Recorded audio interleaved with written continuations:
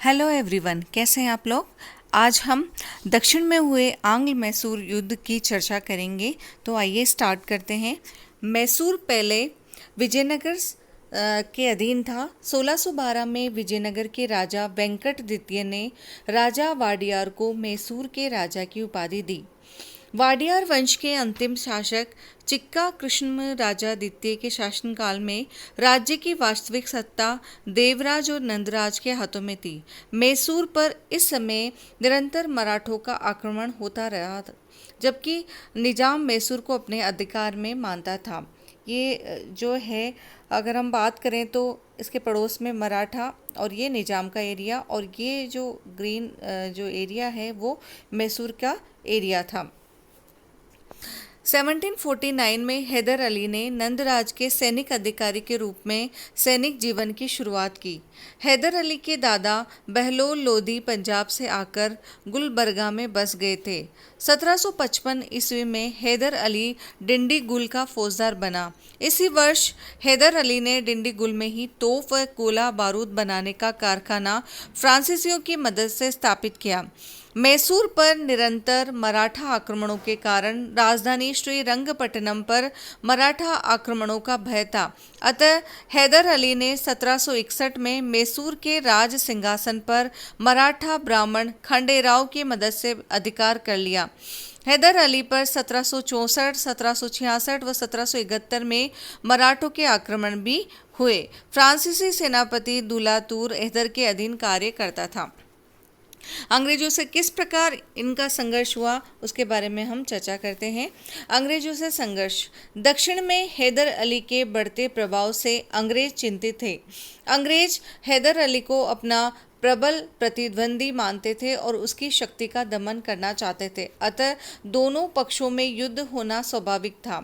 आइए हम प्रथम आंग्ल मैसूर युद्ध 1767-1769 के बीच में जो हुआ उसके बारे में पढ़ते हैं। अंग्रेज दक्षिण में अपना प्रभुत्व स्थापित करना चाहते थे। वे दक्षिण में हैदर अली की बढ़ती हुई शक्तियों से चिंतित थे और उसकी शक्ति का दमन कर देना चाहते थे। 1766 में अंग्रेजों ने हैदराबाद के निजाम तथा मराठों के साथ संधियां कर हैदराबाद की मैसूर के खिलाफ त्रिगुट संघर्ष बना लिया। इधर मराठा, इधर हैदराबाद और इधर अंग्रेज, ये तीनों मिल गए और इसके खिलाफ मैसूर के खिलाफ त्रिगुट संघर्ष बना लिया। इस अवसर पर हैदर ने कूटनीति से काम लिया। उसने मराठों को 35 लाख रुपए उसने दिए और उसके पश्चात उसको उस त्रिगुट से अलग कर दिया। कुछ समय पश्चात 1767 में हैदर ने निजाम से भी संधि की और उसे भी अपने पक्ष में मिला दिया। इस प्रकार अपनी चतुराई से हैदर अली ने त्रिगुट को भंग कर दिया। 1767 में अंग्रेजों और हैदर अली के बीच युद्ध प्रारंभ हो गया। हैदर अली ने निजाम की सेनाओं के साथ लेकर सितंबर 1767 में अंग्रेजों पर आक्रमण कर दिया, परंतु अंग्रेज सेनापति कर्नल स्मिथ ने हैदर अली तथा निजाम को पराजित कर दिया। इस पर निजाम ने हैदर का साथ छोड़ दिया और अंग्रेजों के पक्ष में जा मिला। उसने अंग्रेजों की सहायता करना स्वीकार कर लिया। हैदर अली की विजय। निजाम और अंग्रेजों के मध्य हुई संधि से हैदर अली निरुत्साहित नहीं हुआ और अपनी पूरी शक्ति के साथ अंग्रेजों से युद्ध करने लगा। उसने कावेरी पट्टनम के दुर्ग पर अधिकार कर लिया। उसके पश्चात उसने बम्बई की सेना को पराजित कर मंगलोर तट पर अधिकार कर लिया तथा वह कर्नाटक को रोंदता हुआ मार्च 1769 में मद्रास के निकट पहुंच गया। हैदर अली की इस सफलता से अंग्रेज अत्यंत भयभीत हो गए और उन्होंने हैदर अली के साथ 4 अप्रैल 1769 को एक संधि कर ली, जिसकी शर्तें निम्नलिखित थी। दोनों पक्षों ने एक दूसरे के जीते हुए प्रदेश लौटा दिए। अंग्रेजों ने हैदर अली को आश्वासन दिया कि भविष्य में जब कभी भी मैसूर पर कोई आक्रमण होगा तो उसकी सहायता करेंगे। हैदर अली ने भी इस प्रकार अंग्रेजों की सहायता करने का वचन दिया। युद्ध के हार जाने के रूप में अंग्रेजों ने हैदर अली को एक बड़ी धनराशि देना स्वीकार कर लिया। द्वितीय आंग्ल मैसूर युद्ध 1780-1784। 1780 ईस्वी में अंग्रेजों और हैदर अली के बीच में पुनः युद्ध शुरू हो गया, जिसके निम्नलिखित कारण थे। 1769 ईस्वी की संधि का उल्लंघन। 1771 में जब मराठों ने हैदर अली पर आक्रमण किया तो अंग्रेजों ने हैदर अली को किसी प्रकार की भी सहायता नहीं दी। इस पर हैदर अली बड़ा क्रुद्ध हुआ और उसने अंग्रेजों से इस विश्वासघात का बदला लेने का निश्चय किया। उद्देश्यों की विभिन्नता। हैदर अली दक्षिण में अपना प्रभुत्व स्थापित करना चाहता था तथा अंग्रेज भी दक्षिण में अपना प्रभावशाली भूमिका बढ़ाना चाहते थे। वे दक्षिण में अपनी सत्ता स्थापित करने के लिए दृढ़ प्रतिज्ञ थे। वे दक्षिण में हैदर अली की बढ़ती हुई शक्ति को सहन नहीं कर सकते थे, इसलिए उन्होंने हर संभव उपाय किए। इसके साथ ही माही पर अधिकार करने की बात को लेकर भी दोनों में अंग्रेजों ने मार्च 1779 में भारत में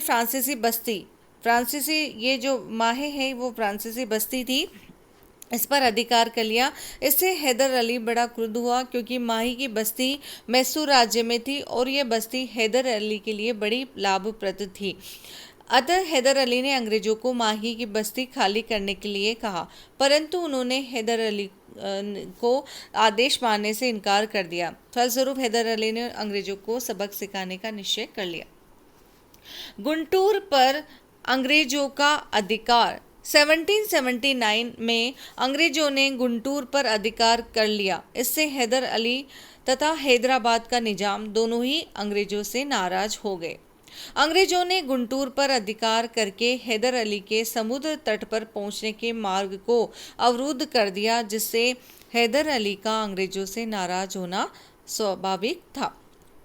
घटनाएं। जुलाई 1780 में हैदर अली ने 83,000 सैनिकों की एक विशाल सेना लेकर कर्नाटक पर आक्रमण कर दिया और अंग्रेजों को परास्त करके अनेक दुर्गों पर अधिकार कर लिया। उसने 10 सितंबर 1780 को अंग्रेज सेनापति कर्नल बेली को बुरी तरह से पराजित कर दिया और कर्नल बेली को बंदी बना लिया। इसके पश्चात हैदर अली ने आगे बढ़कर अक्टूबर 1780 में कर्नाटक की राजधानी अर्काट पर भी अधिकार कर लिया। इस प्रकार संपूर्ण कर्नाटक पर हैदर अली का अधिकार हो गया। इस समय भारत के गवर्नर जनरल वॉरेन हेस्टिंग्स थे। तो वॉरेन हेस्टिंग जो थे इस समय अंग्रेजों की स्थिति बड़ी दयनीय थी, क्योंकि वॉरेन हेस्टिंग्स ने शीघ्र ही स्थिति को संभाल लिया। उसने सर आयरकूट को एक विशाल सेना देकर मद्रास भेजा। यद्यपि हैदर अली ने अंग्रेजी सेनाओं का वीरतापूर्वक मुकाबला किया, परंतु उन्हें पोर्टो नोवा, पोलितूर और शालीनगढ़ आदि स्थानों पर पराजय का सामना करना पड़ा। हैदर अली की मृत्यु और टीपू सुल्तान द्वारा युद्ध जारी रखना। दुर्भाग्य से युद्ध के दौरान 7 सितंबर 1782 को हैदर अली की मृत्यु हो गई। हैदर अली की मृत्यु के पश्चात उसका पुत्र टीपू सुल्तान अंग्रेजों के विरुद्ध उसने युद्ध जारी रखा। उसने अंग्रेज सेनापति मैथ्यूज को पराजित करके उसे बंदी बना लिया। अंत में 1784 में दोनों पक्षों में एक संधि हो गई, जिसे मंगलोर की संधि कहा जाता है। 1784 में ये संधि हुई, मंगलोर की संधि। इस संधि के अनुसार दोनों ने एक दूसरे के जीते हुए प्रदेश और कैदी वापस कर दिए। अंग्रेजों ने यह आश्वासन दिया कि वह बाह्य आक्रमण के समय मैसूर की सहायता करेंगे। तृतीय युद्ध 1790 से 1792। इस समय हैदर अली की मृत्यु हो चुकी थी। टीपू सुल्तान एक महत्वाकांक्षी और पराक्रमी व्यक्ति था। वह हैदर अली का सुयोग्य पुत्र था। इनका जन्म 20 नवंबर 1750 को हुआ। वह एक सुशिक्षित व्यक्ति था और अनेक भाषाओं का ज्ञाता था। वह युद्ध विद्या में बड़ा निपुण था। उसने अपने पिता हैदर अली के साथ अनेक सैनिक अभियानों में भाग भी लिया था। जब 7 दिसंबर 1782 को द्वितीय मैसूर युद्ध के दौरान हैदर अली की मृत्यु हो गई तो टीपू सुल्तान मैसूर राज्य के शासक बने। अंग्रेजों से संघर्ष। टीपू सुल्तान एक पराक्रमी महत्वाकांक्षी शासक थे। एक ओर अंग्रेज मैसूर की शक्ति का दमन करने के अवसर की तलाश में थे, तो दूसरी ओर टीपू भी मैसूर राज्य की सुरक्षा के लिए कटिबद्ध थे। फलतः टीपू और अंग्रेजों के मध्य युद्ध होना असंभावी था। तृतीय आंग्ल मैसूर युद्ध 1790 से 1792। कारण एक दूसरे के प्रति संदेह। अंग्रेज और टीपू सुल्तान दोनों एक दूसरे को संदेह की दृष्टि से देखते थे। एक और अंग्रेज दक्षिण में टीपू के उत्कर्ष को सहन करने के लिए तैयार नहीं थे, तो दूसरी ओर टीपू भी अपने राज्य में अंग्रेजों का हस्तक्षेप सहन करने को तैयार नहीं था। टीपू सुल्तान द्वारा फ्रांसीसियों से सहायता प्राप्त करना। फ्रांसीसी अंग्रेजों के प्रबल शत्रु थे, अतः टीपू सुल्तान ने अपनी स्थिति सुदृढ़ करने के लिए फ्रांसीसियों से सहायता प्राप्त करने का निश्चय कर लिया।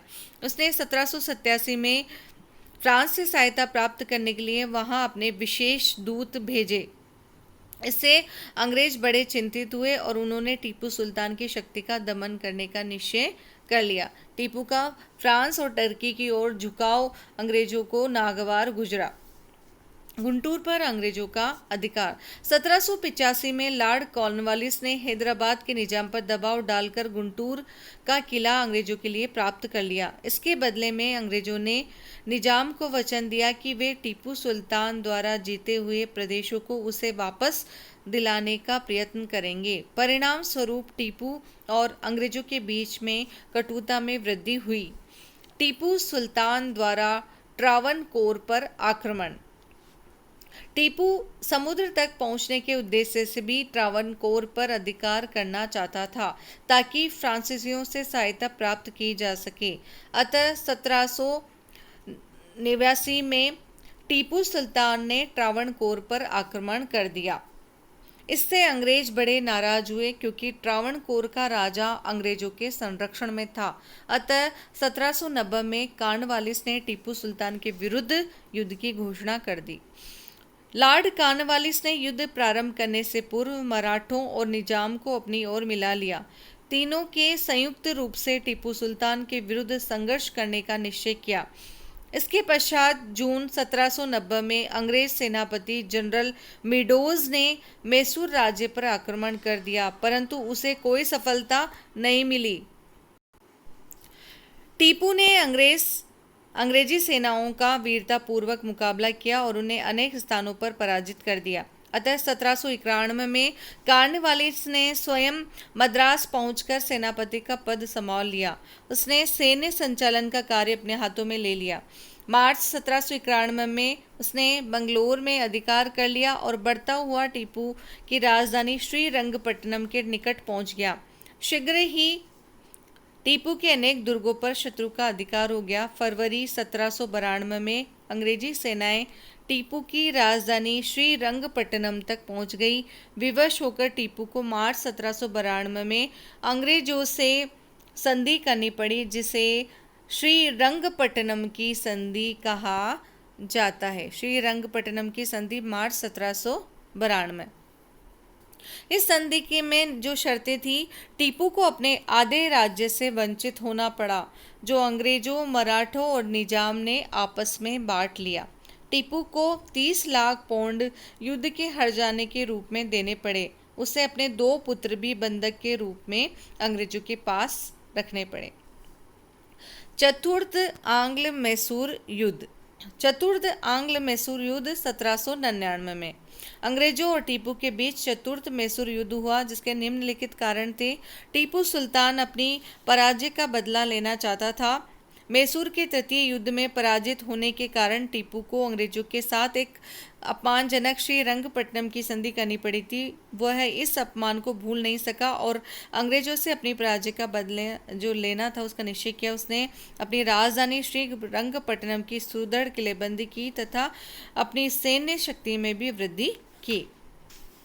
टीपू का फ्रांसीसियों से सहायता प्राप्त करने का प्रयास करना। अपनी स्थिति को सुदृढ़ करने के लिए टीपू सुल्तान ने फ्रांसीसियों से सहायता प्राप्त करने का निश्चय कर लिया। उसने फ्रांसीसियों को अपनी सेना में भर्ती किया। 1798 में अनेक फ्रांसीसी टीपू की सहायता के लिए बंगलोर पहुंचे। लॉर्ड वेलेजली, इस समय भारत का गवर्नर लॉर्ड वेलेजली था, टीपू की इन गतिविधियों से बड़ा चिंतित हुआ और उसने टीपू की शक्ति का दमन करने का निश्चय किया। टीपू द्वारा विदेशों से सहायता प्राप्त करना। अपनी स्थिति को सुदृढ़ करने के लिए टीपू सुल्तान ने अरब, काबुल, टर्की, फारस तथा मॉरिशस से सहायता प्राप्त करने के लिए वहां अपने राजदूत भेजे। वह हर संभव उपाय द्वारा अपनी शक्ति में वृद्धि करके अंग्रेजों से टक्कर लेना चाहता था। इस कारण दोनों पक्षों में मनमुटाव बढ़ता गया। लॉर्ड वेलेजली की विस्तारवादी नीति। लॉर्ड वेलेजली एक महत्वाकांक्षी और साम्राज्यवादी व्यक्ति था। वह टीपू को अंग्रेजों का प्रबल शत्रु मानता था और उसकी शक्ति का दमन करने के लिए कटिबद्ध था। अतः 1799 में उसने टीपू सुल्तान को सायक संधि की शर्तें स्वीकार करने के लिए कहा, परंतु उसने इस संधि को स्वीकार करने से इनकार कर दिया। इस पर वेलेजली ने 22 फरवरी 1799 को टीपू सुल्तान के विरुद्ध युद्ध की घोषणा कर दी। लॉर्ड वेलेजली ने चारों ओर से टीपू को घेरने की योजना बनाई। General Stuart, Arthur Wellesley, general Harris, colonel Reid तथा कर्नल ब्राउन के नेतृत्व में अंग्रेजी सेनाओं ने श्रीरंगपट्टनम की ओर कूच किया। यद्यपि टीपू ने अंग्रेजी सेनाओं का वीरतापूर्वक मुकाबला किया, परंतु उसे अनेक स्थानों पर पराजय का मुंह देखना पड़ा। उसे सदासीर तथा महामावली नामक स्थानों पर पराजय का मुंह देखना पड़ा। इन पराजयों से टीपू का उत्साह भंग हो गया और उसने श्रीरंगपट्टनम के दुर्ग में शरण ली। अंग्रेजों ने तत्काल दुर्ग का घेरा डाल दिया। किले का घेरा कई दिनों तक चलता रहा। टीपू ने बड़ी वीरता और साहस के साथ युद्ध किया और 4 मई 1799 को वो लड़ता हुआ वीर गति को प्राप्त हुआ। इसका ये परिणाम हुआ कि जो मैसूर पे अंग्रेजों का प्रभुत्व स्थापित हो गया और मैसूर में वाडियार वंश की पुनः सत्ता स्थापित कर दी। कठपुतली शासन को वहाँ पे बिठा दिया और इस प्रकार अंग्रेज अपने मंसूबों में सफल रहे। अगले जो वीडियो है उसमें हम आंग्ल मराठा युद्ध की चर्चा करेंगे। नमस्कार।